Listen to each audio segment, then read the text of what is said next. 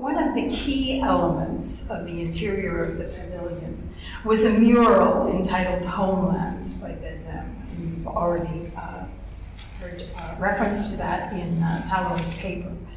Rather than read the work as part of the concrete narrative efforts of the 1967 pavilion, our next speaker, Carol Zemel, situates the mural in relation to a 1946 collaborative workshop project run by Bezem at a Cyprus internment camp, thereby embedding in 2017, right in this room, the painful past and presence of internment trauma into the Montreal mural, and retroactively.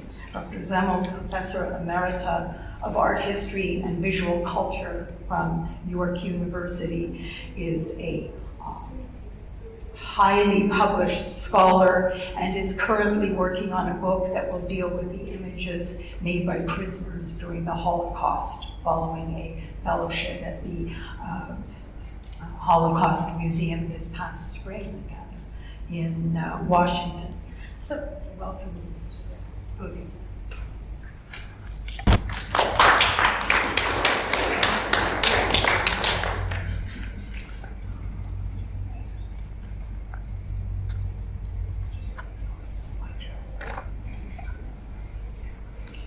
And which is just the arrow, right? And the enter button. Which arrow? No, the enter button. I always get it wrong. No. It's the enter button. Okay. All right.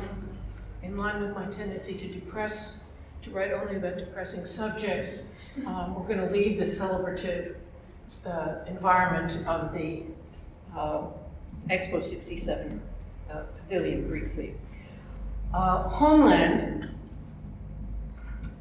which you see at the end of the corridor here in the first slide. Let's see, there it is. But let me go back to, how do I go back?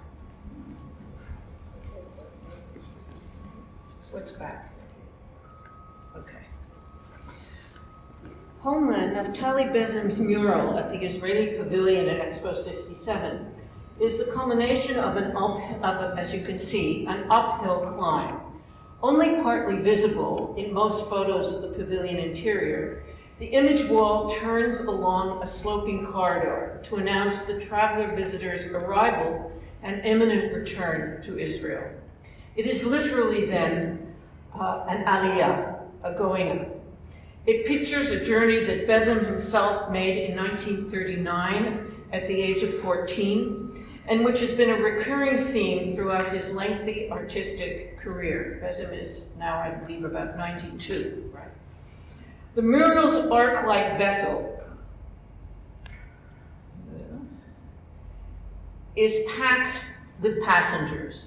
Many hold paddles as they guide the ship.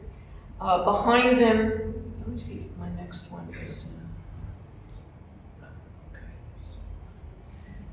Many hold paddles as they guide the ship. Behind them, children wave flags, bearded men in biblical rabbinic clothes, robes, carry banners.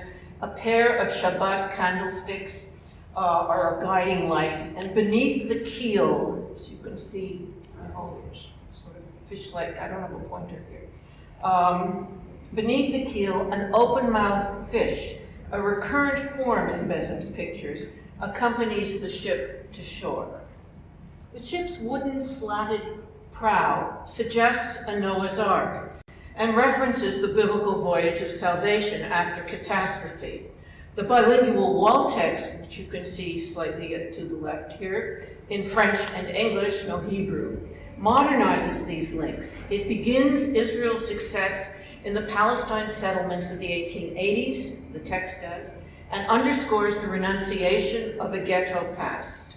With no reference to non-Jewish residents of the land, the glowing essay and pavilion were dedicated to the accomplishments of a revitalized Jewry in the 19-year-old Medinat Yisrael. Like all Bezem's ship pictures,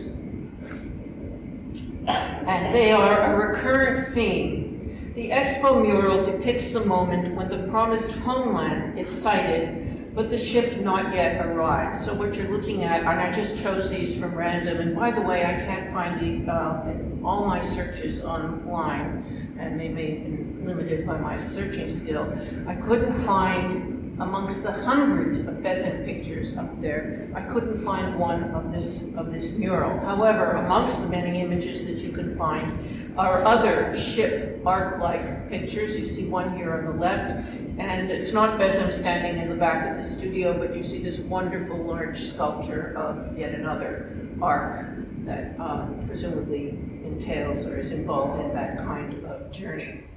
The Expo mural depicts the moment when the promised homeland is sighted, but the ship has not yet arrived. And this is somewhat complicated by what I believe, or have been led to believe, because I don't remember, the culminating mural next to Bezem's. Let's see if that's here. On the right, Strakovil's The Desolate Land. The land, one presumes, being returned to and revitalized. In this pre-arrival context, however, I want to consider an earlier moment in the artist's career. Bracketed by his own Aliyah in 1939 and Expo 67 is Bezem's work enabling World War II refugees to represent their own post-war stage of that same journey. In 1946, boatloads of Shoah survivors seeking immigration to Israel were detained by the British in refugee camps at Famagusta and Karalos in Cyprus. You see a map and a photograph of the camps. There are many photographs of those camps. Between August 1946 and February 1949, when the British relinquished their mandate and the State of Israel was established, approximately 52,000 refugees lived in these camps, caught in a hope-filled present that echoed a horrific past. For them, the past was left behind, temporally and geographically, but the future was scarcely begun. Photographs and witness accounts of the Cyprus internees emphasize the qualities of endurance and heroic journey. Images like this one by the American photographer Paula Horn-Koenig underscore ancient continuities and Zionist yearnings. The image of a mother and child is a trope of post-Holocaust representation and actually, of course, a rather Christianized cultural icon. Or this one of a boatload of refugees on the right, on the ship Josiah Wedgwood, pressing at the barriers to final freedom. In 1947, journalist Ruth Gruber, multi-published journalist who died just 6 months ago, and was active in diplomatic efforts on the refugees' behalf, described the abject conditions in Cyprus as, quote, "you had to smell Cyprus to believe it," unquote. A British intelligence officer at the site wrote, quote, "the Jews are in very high spirits and want very much to get off the ships. The passenger key looks like a normal peacetime key, except perhaps for a strange smell, easily identifiable and unforgettable, coming from the immigrant ship as from all previous ones." I cite such comments not to indict either of these speakers, but to indicate the situation of the refugees as members of a class or caste in need of rescue and support, but often seen close up as a motley company. Often this difference followed them to Palestine. As Israeli historian Baruch Kimmerling wrote, quote, "in contrast to the waves of immigration prior to 1948, the waves of immigration in the post-war 1948 era were neither heroized nor mythologized." That's, of course, another history to explore. The situation of the detainees on the penultimate step of their journey and within sight of refuge was surely complex. The task for those Jews who supervised the care of Cyprus internees was to expedite their metamorphosis from survivor to citizen. In 1947, the Jewish Agency, with support from the Haifa-based Beit Gutenberg, set up educational programs in the Cyprus camps with Jewish emissaries as teachers in the sciences, humanities, and fine arts. 23-year-old Naftali Bezem, teaching then at Jerusalem's Bezalel Art Academy, was assigned the job of providing art training for those who wanted it, but with the warning, Bezem reports, not to create too many professional artists, for as he put it, quote, what would the new state do with them? The caution reveals the authorities' ambivalence about the need for visual culture in the new state, but I suppose one should be encouraged that they considered it necessary at all. Early in 1948, accompanied by his fiancée Hannah Lieberman, another Bezalel graduate, Bezem went to Cyprus and put out the call. To his amazement, over 100 camp inhabitants showed up, and from these, he selected 25 as a manageable teaching group. And you see the slide, this group photograph with this Naftali, of course, leaning over, and student in the upper left, and in the other photograph, where am I? Has Naftali and Hannah, I don't have a pointer here, sorry, in the center. Shows young men and women who might readily see the energy and idealism of their own future embodied in the youthful pair. Each student here holds a copy of their final project from Exile in Cyprus, Bigirush Kiflisim, an album of 26 linoleum block prints. Now, rarely exhibited, these images by Bezem students offer a closer look at that moment in immediate post-Holocaust history. While on the one hand, a step towards Aliyah, they also raise questions pertaining to visual record, testimony, and evidence. How did these refugee artists turn unsettled experience into coherent pictorial form? How do trauma and internment in the present and the recent past, mark this visual record? Do the images convey a sense of community and shared purpose? And how in this encounter did Bezem enable survivors to formulate their experience of transition and renewal? Bezem's program should be seen not as art therapy. It was not intended to produce cathartic self-expression among the traumatized survivors, rather as a logical outgrowth of Bezem's training at Bezalel and the social concerns that engaged Israeli artists in these years. It emphasized basic skills in design, color, composition. It encouraged abstraction and expressive distortion with an emphasis on social comment. Now, I don't have a good slide of the overall cover, but I have an image of the print that appeared here on its title page. Rather than an expression of individual events, the Cyprus album embodies a collective project and collective experience. The assignment was a depiction of camp life, the daily activities and habits of the group. Skill levels were high. Linoleum prints are cheap to produce, and they allow for multiple copies of each image. But like the woodcut, the linoleum, as you can imagine, is a resistant surface. It's difficult to work in delicate or flowing lines or nuanced shadow. Instead, it invites blocky shapes with jagged contours and outlines. Contrasts are stark, designs are bold. It is an assertive medium, probably very encouragingly appropriate, I guess, for these artists, and these works do not whisper. Measuring 16¼ by 10½ inches, all of the images are vertically oriented. This may have been Bezem's instruction, but it too has an expressive effect. Unlike the Expo mural, which suggests a passage of time horizontally across the surface of the mural, the vertical orientation of the Cyprus album stops the action, so that even the most elusive moment is frozen forever in place. All the figures are anonymous, mannequin-like members of a group, and the habits and events that they enact.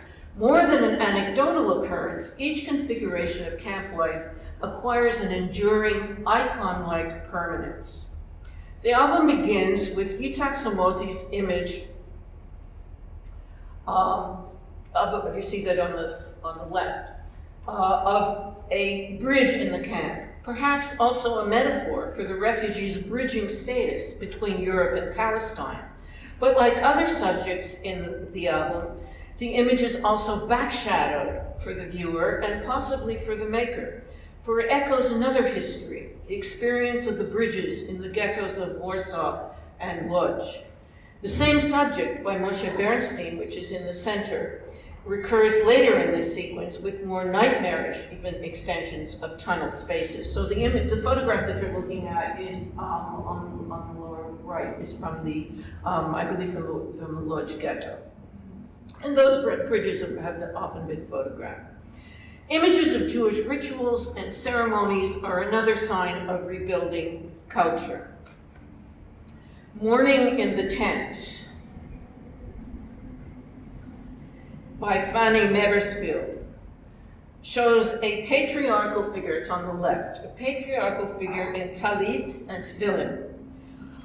Though we may see some ambivalence here, for the religious Jew because the religious Jew is set back in space and framed by the barbed wire of the camp, while a clean-shaven young man at a writing table in the foreground is clearly modern and closer to us, as if closer to present day life. Other rituals include the blessing of the new moon, sukkah for shade, and this image on the right of Talmud Torah by Mordechai Chodi, with young men, their torsos patterned by the stripes and tassels of the talit katan, seated in study around the bearded Rebbe. The picture's design intensifies their activity and rapt attention, for they are tightly framed, their activity conditioned by the striped corrugations of the hut. Clearly, Orthodox ritual was a mode of identity and continuity with the past. Weddings appear 3 times in the album. The outdoor ceremony in Adi Ruderman's print called Beneath the Chuppah, with its Streimelhatted officiant, combines shtetl tradition with modernity and the activities of the camp. The foreground depicts the ceremony. The other half, equally important visual content and a discomforting echo. The tents and wash line, the foraging dogs, the striated huts, all roofed by the patterned barbed wire guard tower and thick shapes of clouds, or is it smoke?